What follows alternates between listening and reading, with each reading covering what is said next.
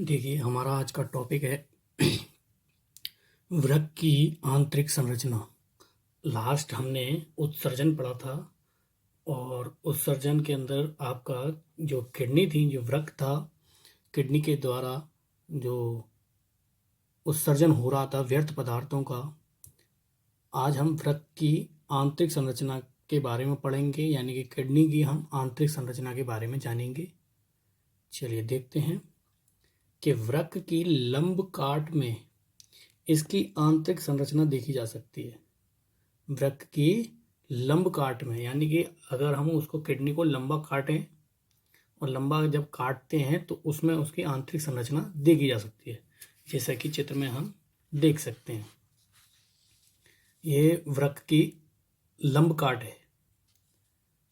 लंबा काटते हैं जब किडनी को लंबा काटा है तो उसमें हम उसकी आंतरिक संरचना को देख सकते हैं। ये इसकी आंतरिक संरचना है।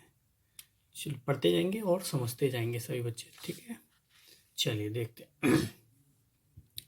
इसके मध्य में लगभग खोखला कीप के आकार का भाग होता है। यही क्रमशः सकरा और मूत्र नलिका का निर्माण करता है। यही सकरा होता है और कैसा होता है, मूत्र नलिका का निर्माण करता है। यह स्थान शीर्ष गुहा, श्रोणि या पेल्विस कहलाता है। क्या कहलाता है? पेल्विस कहलाता है। कीप के आकार का होता है। कैसा होता है इसके मध्य में लगभग खोखला कीप के आकार का भाग होता है। देखिए चित्र के अंदर हम देख लेते हैं। ये आपको दिख रहा होगा कीप के आकार का। ये खोखला है, ठीक है, लगभग खोखला और कीप के आकार का। कैसा? कीप के आकार। क्या कहलाता है? पेल्विस कहलाता है। ये क्या कहलाता है? ये पेल्विस, जैसा कि आपको ये बता रहा भी है, आगे बताएगा यहाँ।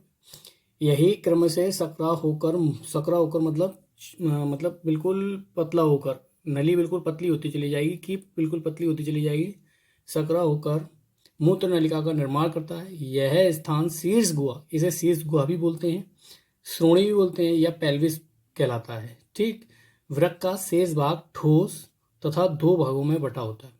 वृक्क का जो भाग है वो ठोस होता है और तथा दो भागों में बटा होता है। कितने भागों में बटा होता है? दो भागों में।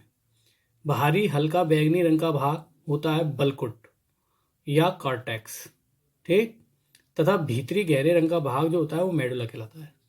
चलिए अब देख लेते हैं। यहाँ पर आप सभी बच्चे, जो बैंगनी रंग का बाहर का जो भाग है वो बलकुट कहलाता है। क्या कहलाता है? बलकुट। ये बैंगनी रंग का जो बाहर का भाग है ये क्या कहलाता है? बलकुट। और अंदर का जो भाग है वो मध्यांश यानी कि मेडुला कहलाता है। क्या कहलाता है वो? मेडुला। मध्यांश या मेडुला कहलाता है, जैसा कि इसने बताया। दो भागों में बटा होता है। बाहरी हल्का बैंगनी रंग का भाग होता है बलकुट या कॉर्टेक्स, तथा भीतरी गहरे रंग का भाग क्या होता है? मेडुला कहलाता है। क्या कहलाता है? मेडुला या मध्यांश। ठीक, सभी को समझ में आ रहा होगा। किसी बच्चे को कोई प्रॉब्लम आए तो ज़रूर पूछना बेटा, ठीक। चलिए आगे बढ़ते हैं। वृक्क में असंख्य सूक्ष्म नलिकाएं होती हैं। वृक्क में असंख्य सूक्ष्म नलिकाएं होती हैं जो अत्यंत कुंडलित तथा लंबी होती हैं। इन्हें वृक्क नलिकाएं कहते हैं या नेफ्रॉन कहते हैं। मैंने आपको बताया था एक वृक्क के अंदर जो नेफ्रॉन की संख्या होती है वो 8 लाख से 10 लाख के मध्य होती है। कितनी होती है? 8 लाख या 10 लाख होती है। तो वो असंख्य जो सूक्ष्म नलिकाएं हैं वही नेफ्रॉन हैं, जो अत्यंत कुंडलित तथा लंबी होती हैं। इन्हें वृक्क नलिकाएं कहते हैं या नेफ्रॉन कहते हैं। मैं नेफ्रॉन को आपको लास्ट वीडियोस के अंदर पढ़ा चुका हूँ, तो आपको बताया भी था कि एक किडनी के अंदर नेफ्रॉन की संख्या 8 लाख से 10 लाख होती है, ठीक है। प्रत्येक नलिका के दो भाग होते हैं। एक प्याले के आकार का ग्रंथिल, एक प्याले का आकार का ग्रंथिल भाग,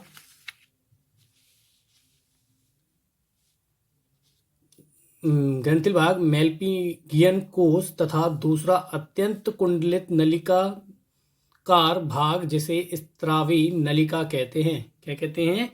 स्त्रावी नलिका कहते हैं। इसने बताया प्रत्येक नलिका के दो भाग होते हैं। प्रत्येक नलिका के कितने भाग होते हैं? दो भाग होते हैं। और दो भाग होते हैं। एक प्याले के आकार का ग्रंथिल भाग मेलपिगियन कोश। मेलपिगियन कोश मैंने आपको लास्ट वीडियोस के अंदर उसमें पढ़ाया था कि बुमेन संपुट और कोशिका गुच्छ के संपूर्ण रूप को क्या कहते हैं, मेलपिगियन कोश कहते हैं। बताया था आप सभी को, लास्ट वीडियोस के अंदर पढ़ाया था मैंने। ठीक, तो मेलपिगियन तथा दूसरा अत्यंत कुंडलित नलिकाकार भाग जिसे स्त्रावित नलिका कहते हैं। क्या कहते हैं इसे? स्त्रावी नलिका कहते हैं। स्त्रावी नलिका एक बड़ी संग्राहक नली में खुलती है। किसमें खुलती है? बड़ी संग्राहक नली, जो मैंने आपको बताया था जब आपको मैंने लास्ट वीडियोस के अंदर जब वो पढ़ाया था नेफ्रॉन, तो नेफ्रॉन के अंदर आपको एक बड़ी संग्राहक नली साइड में दिख रही थी। तो वो संग्राहक नलिका में खुलती हैं जितनी भी छोटी जो नलियां होती हैं आपकी, जो कुंडलित नलिका भाग जिसे स्त्रावी नलिका कहते हैं। स्त्रावी नलिका एक बड़ी संग्राहक नली में खुलती हैं, या कलेक्टिंग ट्यूब्यूल कहते हैं इसे, जहाँ पर सारी नलियां आके खुल जाएंगी, संग्राहक नली। तो मैं आपको चित्र के अंदर दिखाना चाहूँगा यहाँ पर संग्राहक नली कहाँ है। तो ये संग्राहक नली है, जो आपको दिख रही है, ये बहुत सारी है। ये आपकी क्या है? संग्राहक नली। वो छोटी है, कैसी है? स्त्रावी नलिका है, ये रेड वाली। ये स्त्रावी नलिका क्या करेंगी? सब कहाँ के खुलती हैं? संग्राहक नली में के खुलती हैं। कहाँ खुलती हैं? ये संग्राहक नली तो आपको दिख रही है ना, ये संग्राहक नली में आके खुलती हैं। तो सारी एक संग्राहक नली में आगे खुल जाती हैं। फिर इसके बाद देखते हैं, प्रत्येक संग्राहक नली एक पिरामिड में खुलती हैं। किसमें खुलती हैं? एक पिरामिड में खुलती हैं। एक पिरामिड मतलब समझते हैं? ये पिरामिड जो होता है, आपने देखा होगा, पिरामिड इस तरीके का आकार का होता है। पिरामिड सभी जानते हैं पिरामिड क्या होता है, मैं आपको बता भी देता हूँ। पिरामिड आपने देखा होगा, ये पिरामिड होते हैं, ज़्यादा रेतीले इलाकों में पाए जाते हैं। ये पिरामिड आकार के होते हैं, तो इसी आकार के में खुलती हैं। यहाँ बताया प्रत्येक संग्राहक नलिका एक पिरामिड में खुलती है। कहाँ खुलती है? एक पिरामिड में खुलती है। तो यहाँ पर हम आपको दिखा देते हैं कि पिरामिड में खुलती है। वृक्क में ऐसे 10-12 पिरामिड दिखाई देते हैं। कितने दिखाई देते हैं? 10-12 पिरामिड दिखाई देते हैं। मैंने यहाँ पर आपको चित्र के अंदर दिखा रहा हूँ। तो 1 2 3 4 5 6 7 है आपके यहाँ पर, 10-12 वैसे होते हैं पिरामिड दिखाई देते हैं, जो अपने सक्रिय भाग द्वारा शीर्ष गुहा में खुलते हैं। किसमें खुलते हैं? शीर्ष गुहा में खुलते हैं। शीर्ष गुहा मैंने आपको बताई थी कि शीर्ष गुहा क्या होती है, जो मैंने आपको बताई थी कि शीर्ष गुहा या पेल्विस कहते हैं उसको। क्या कहते हैं उसे? शीर्ष गुहा या श्रोणी या पेल्विस कहलाता है वो स्थान। कीप जैसा जो होता है, जो आगे जाके सकरा हो जाता है, बिल्कुल नाली पतली हो जाती है। नली कैसी हो जाती है? पतली हो जाती है, पेल्विस कहलाता है। तो वो सब जो आपके 10 से 12 पिरामिड जो दिखाई देते हैं, वो कहाँ? जो अपने सक्रिय भाग द्वारा शीर्ष गुहा में खुलते हैं। कहाँ खुलते हैं? शीर्ष गुहा में खुलते हैं। तो शीर्ष गुहा जो है आपकी पेल्विस है, इसी के अंदर आके वो ये खुलते हैं। ये आपको दिख रहे होंगे, ये सब पिरामिड्स हैं। ठीक है, इसके बाद आगे देखते हैं। ये आपका चित्र था, सभी को समझ में आया होगा, किसी बच्चे को कोई प्रॉब्लम नहीं आई होगी। वृक्क की आंतरिक संरचना थी, और ज़्यादातर जो पेपरों में आपका क्वेश्चन जो आया है वो यही आया है कि वृक्क की आंतरिक संरचना यानी कहते हैं ना, आंतरिक संरचना का चित्र बनाइए। मनुष्य के वृक्क की आंतरिक संरचना का रेखा चित्र बनाइए। सिर्फ चित्र बनाने के लिए ज़्यादातर आता है, और थ्योरी भी आती तो आप कर सकते हैं। सभी को समझ में आ गई होगी थ्योरी। इसके बाद है हमारा जो टॉपिक है इसका, मूत्र का बनना। हमने पढ़ा था नेफ्रॉन और आपका वृक्क की संरचना जो पढ़ी अभी, इससे मूत्र का बनना, यूरिन फॉर्मेशन कहते हैं इसे। पढ़ते हैं, देखिए कैसे बनता है मूत्र। मूत्र हमारे शरीर का व्यर्थ पदार्थ है। मूत्र हमारे शरीर का क्या है? व्यर्थ पदार्थ है। कैसा पदार्थ है? व्यर्थ पदार्थ। मूत्र हमारे शरीर का व्यर्थ पदार्थ है, जो मूलतः पानी और यूरिया का मिश्रण होता है। जो किसका मिश्रण होता है? पानी और यूरिया का मिश्रण होता है। मूत्र हमारे शरीर का व्यर्थ पदार्थ है, जो मूलतः पानी और यूरिया का मिश्रण होता है। उसमें पानी मिला होता है और यूरिया मिली। मैंने बताया था कि यूरिया का फॉर्मूला पहले भी मैं आपको बता चुका हूँ। यूरिया, नाइट्रोजन और कार्बन उसके अंदर उपस्थित होते हैं, और ऑक्सीजन भी उपस्थित होती है। NH2CO NH2 ये यूरिया होता है। और यूरिया और पानी का मिश्रण, यानी कि ये पानी, इन दोनों का मिश्रण क्या कहलाता है? यूरिन कहलाता है। और यूरिन को ही हम क्या कहते हैं? मूत्र कहते हैं। क्या कहते हैं? मूत्र कहते हैं। सभी को समझ में आ रहा होगा। तो यहाँ पे यही बताया है, मूत्र हमारे शरीर का व्यर्थ पदार्थ है, जो मूलतः पानी और यूरिया का मिश्रण होता है। क्या होता है? पानी और यूरिया का मिश्रण। देखिए, ये पानी, ये यूरिया, इन दोनों का जो मिश्रण है वो क्या कहलाता है? मूत्र कहलाता है। ठीक, आगे बढ़ते हैं। यूरिन एक नाइट्रोजन युक्त व्यर्थ पदार्थ है। यूरिन एक क्या है? नाइट्रोजन युक्त है और व्यर्थ पदार्थ है। कैसा पदार्थ है? व्यर्थ पदार्थ है, नाइट्रोजन युक्त और व्यर्थ पदार्थ, जिसे निरंतर शरीर से बाहर निकाला जाता है। निरंतर शरीर से बाहर निकाला जाता है। यूरिन मूत्र का निर्माण, यानी कि यूरिन मतलब मूत्र, यानी इसका निर्माण किडनी में 3 चरणों में होता है। किडनी में कितने चरणों में होता है? 3 चरणों में होता है। चलिए आगे बढ़ते हैं, देखते हैं कौन कौन से चरण हैं इसके। 3 चरणों में होता है। तो पहला चरण देखिए इसका क्या है? निस्यंदन, यानी कि फिल्ट्रेशन। निस्यंदन क्या होता है? निस्यंदन, तो ये फिल्ट्रेशन होता है। पहले सबसे पहले फिल्ट्रेशन हुआ। चलिए देखते हैं क्या करता है फिल्ट्रेशन। शरीर में रक्त से अशुद्धियों को दूर करने का कार्य किडनी करती है। शरीर में रक्त से अशुद्धियों को दूर करना मतलब जो हमारे जो शरीर के अंदर रक्त है उसके अंदर जो अशुद्धियां हैं उनको दूर करने का कार्य कौन करती है? किडनी करती है। किडनी जो है वो फिल्ट्राइजेशन का कार्य करती है। किडनी किसका कार्य करती है? फिल्ट्राइजेशन का कार्य करती है। मैंने आपको पहले भी बताया था। तो शरीर में जो रक्त है, रक्त में जो अशुद्धियां हैं दूर करने का कार्य कौन करता है? उनको किडनी करती है, जो रक्त को छानकर ऐसा करती है। रक्त को छानती जाएगी और ऐसा करती जाएगी, अशुद्धियां दूर होती चली जाएंगी। यह कार्य किडनी की यूनिट, यह कार्य किसमें? किडनी की इकाई जो नेफ्रॉन है, मैंने बताया था किडनी की इकाई नेफ्रॉन है। नेफ्रॉन कितनी हो सकती है किडनी के अंदर? 8 लाख से 10 लाख हो सकती हैं। किडनी की इकाई यूनिट नेफ्रॉन के बुमेन कैप्सूल में होता है। बुमेन कैप्सूल मैंने बताया था, बुमेन संपुट जो आपको बताया था वही बुमेन कैप्सूल है आपका। तो यहाँ पर इस तरीके से बुमेन संपुट को दर्शाया गया है, जो कप के आकार का है, जो आपको पहले भी बताया गया था लास्ट वीडियोस के अंदर कि कप के आकार का होता है बुमेन संपुट। ये बुमेन कैप्सूल ही है आपका। चलिए आगे बढ़ते हैं। बुमेन कैप्सूल में होता है, किसमें होता है? बुमेन कैप्सूल में होता है। जैसे ही रक्त ग्लोमेरुलस जाल में पहुंचता है, ग्लोमेरुलस जाल मैंने बताया था कोशिका गुच्छ होता है, यानी कि कोशिकाओं का एक सम्मिलित रूप होता है। मतलब बहुत सारी कोशिकाएं यहाँ पर इकट्ठी होती हैं, वो कोशिका गुच्छ कहलाता है या ग्लोमेरुलस जाल कहलाता है। तो जैसे ही रक्त ग्लोमेरुलस जाल में पहुंचता है तो यहाँ पर रक्तचाप के, किसके? रक्तचाप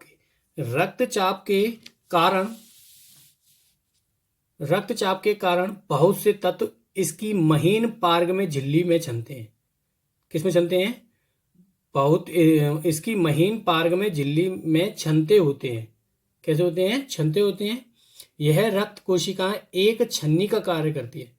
ये रक्त कोशिकाएं ये छोटी छोटी आपकी दिख रही थी आपको, ये वो क्या करती हैं? जैसे मैंने आपको बता देता हूँ, वृक्क के अंदर जो आपकी जो थी यहाँ पर, ये क्या करती हैं? ये रक्त के छानने का कार्य करती हैं, प्यूरिफिकेशन का कार्य करती हैं, फिल्ट्रेशन का। ठीक है, तो यहाँ पर इसकी महीन पार्ग में झिल्ली से छनते होते हैं। यह रक्त कोशिकाएं एक छन्नी का कार्य करती हैं। इस प्रक्रिया को ही छानना कहा जाता है। इस प्रक्रिया को ही कहा जाता है?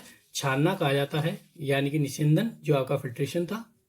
ठीक, कहा जाता है। नेफ्रॉन में रक्त से पानी, नेफ्रॉन में जो है वो रक्त से पानी, शर्करा, लवण, शर्करा मतलब जो आपकी ग्लूकोज वगैरह जो होती है, कार्बोहाइड्रेट जो होती है, बड़ी बड़ी स्टार्च वगैरह, लवण यानी कि सॉल्ट जो आपके होंगे, एमिनो एसिड और नाइट्रोजन युक्त व्यर्थ पदार्थों का फिल्ट्रेशन होता है।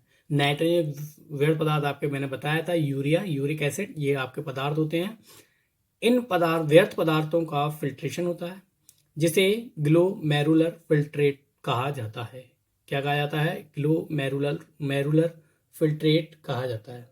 कुछ पदार्थ जैसे, कौन से पदार्थ? कुछ पदार्थ जैसे कैल्शियम और वसा तत्व यहां नहीं छन पाते। कुछ तत्व यहां नहीं छन पाते हैं क्योंकि ये प्लाज्मा प्रोटीन के साथ जुड़े होते हैं। किसके साथ जुड़े होते हैं? प्लाज्मा प्रोटीन के साथ जुड़े होते हैं। मैंने बताया था प्लाज्मा, आपको पहले से पढ़ा चुका हूं प्लाज्मा। ठीक, एक तरल चिपचिपा पदार्थ होता है जो मैं आपको पहले ही बता चुका हूं। ठीक, इसके बाद है पुनरावशोषण। पुनरावशोषण देखिए क्या है पुनरावशोषण? कि ग्लोमेरुलस फिल्ट्रेट नेफ्रॉन की बुमेन कैप्सूल से होता हुआ इसकी प्रोएक्सिमल ट्यूब से निकलता है। किससे निकलता है? किससे निकलता है? प्रोक्सिमल ट्यूब से निकलता है। ठीक, इस भाग की कोशिकाएं विशेष रूप से अवशोषण करने के अनुकूल होती है। इस भाग की जो कोशिकाएं हैं विशेष रूप से अवशोषण करने के लिए अनुकूल होती हैं। अनुकूल मतलब विशेष रूप से अवशोषण मतलब ग्रहण करने के लिए अनुकूल होती हैं। इस भाग के चारों ओर बड़ी संख्या में रक्त वाहिकाएं होती हैं। क्या होती हैं? रक्त वाहिकाएं होती हैं जो पुनः अवशोषित पदार्थ को रक्त में ले आती हैं। कहाँ ले लेती हैं? पुनः अवशोषित पदार्थों को रक्त में ले लेती हैं। जो काम के पदार्थ हैं उनको रक्त में ले लेती हैं। ठीक। जो ग्लोमेरुलर फिल्ट्रेट से बहुत से उपयोगी पदार्थों जैसे पानी, शर्करा, लवण आदि का पुनः अवशोषण करके इसे रक्त में डाल देती हैं। मतलब जो हमारे काम के पदार्थ हैं उनको तो कहाँ दोबारा से कहाँ पर डाल देती हैं? ग्लोमेरुलर फिल्ट्रेट से बहुत उपयोगी पदार्थ जैसे पानी, शर्करा, लवण आदि का पुनः अवशोषण करके इसे रक्त में डाल देती हैं। कहाँ डाल देती हैं? रक्त में डाल देती हैं वापस। और जो व्यर्थ पदार्थ होते हैं उनको फिल्ट्राइजेशन करके फिर बाहर निकाल देती हैं। ग्लूकोज, कुछ लवण, विटामिन, हार्मोन्स और एमिनो एसिड का पुनः अवशोषण करके, किसका? ग्लूकोज, कुछ लवण होते हैं जो आपके, कुछ लवण, विटामिन, हार्मोन और एमिनो एसिड्स का पुनः अवशोषण करके वापस शरीर में जमा कर लिए जाते हैं। सामान्यतः ये पदार्थ मूत्र में नहीं पाए जाते क्योंकि इनका फिल्ट्रेशन हो जाता है, व्यर्थ पदार्थों से अलग हो जाता है। पुनः अवशोषण मतलब क्या होता है कि दोबारा से इसका फिल्ट्राइजेशन होता है और दोबारा से फिल्ट्राइजेशन होने के बाद क्या होता है, सब व्यर्थ पदार्थ जो होते हैं वो बाहर निकल जाते हैं और जो काम के पदार्थ है जैसे ग्लूकोज जो है ये उसमें मूत्र में नहीं पाए जाएंगे क्योंकि वो अलग हो चुके हैं और इनका पुनः अवशोषण कर लिया जाता है, रक्त में इन्हें डाल दिया जाता है दोबारा से। ठीक। परंतु किडनी में कुछ समस्या होने पर यह रक्त में इन पदार्थों की बहुत अधिक मात्रा होने पर ये मूत्र में आ जाते हैं। किस में आ जाते हैं? मूत्र में। क्यों आ जाते हैं मैं आपको बता देता हूँ। क्योंकि ये बहुत अधिक मात्रा हो जाती है जब रक्त के अंदर इनकी, तो ये मूत्र में आ जाते हैं। क्योंकि जब फिल्ट्रेशन कम हो जाता है तो इसीलिए वो कुछ पदार्थ जो होते हैं वो इनके साथ आ जाते हैं। स्त्रावण है मतलब स्त्रावण मतलब जो निकलना, कैसे निकलते हैं चलिए बात करते हैं कि जब ग्लोमेरुलर फिल्ट्रेट किडनी के रेनल ट्यूब में पहुंचते हैं, किसमें पहुंचते हैं? रेनल ट्यूब में पहुंचते हैं, तो यह फिल्ट्रेट एक अन्य नलीनुमा संरचना हेनले की लूप से, किसके? हेनले की लूप मैंने आपको बताई थी। हेनले की लूप नेफ्रॉन के अंदर मैंने आपको बताया था कि हेनले लूप क्या है। अधिरोही और अवरोही से के बीच के क्षेत्र को क्या कहते हैं? हेनले लूप कहते हैं, जो मैं आपको पहले भी बता चुका था। ठीक है। हेनले की लूप से होकर निकलता है जहां पर इससे जल और लवण को आवश्यकता अनुसार फिल्ट्रेट से निकाला या फिल्ट्रेट में डाला जा सकता है। हेनले लूप के बाद यह फिल्ट्रेट किडनी की पिछली ट्यूब में आता है जहां से स्त्राव होने के बाद मूत्र किडनी की संग्राहक नली में आता है। किसमें आ जाता है? संग्राहक नली में आ जाता है। स्त्रावण शरीर में अत्यंत संतुलन और पीएच संतुलन बनाए रखने का महत्वपूर्ण कार्य है। मतलब मूत्र जो बनता है हमारा जो, और हम उसे बाहर निकालते जो हैं, तो वो क्या करता है? हमारे आयतन जो आयतन संतुलन बनाए रखता है और पीएच संतुलन बनाए रखने का महत्वपूर्ण कार्य करता है। ठीक। सभी को समझ में आया होगा। किसी भी बच्चे को कोई डाउट हो तो पूछ लीजिएगा। वीडियो अच्छी लगी हो तो सभी बच्चे लाइक एंड सब्सक्राइब करें। ठीक। किसी बच्चे को कोई भी प्रॉब्लम आए तो ज़रूर पूछिएगा। ठीक। वीडियो अच्छी लगी हो तो सभी बच्चे वीडियो लाइक एंड सब्सक्राइब ज़रूर करें। और अगला टॉपिक हम अगली वीडियो के अंदर पढ़ेंगे। सभी बच्चों को थैंक यू।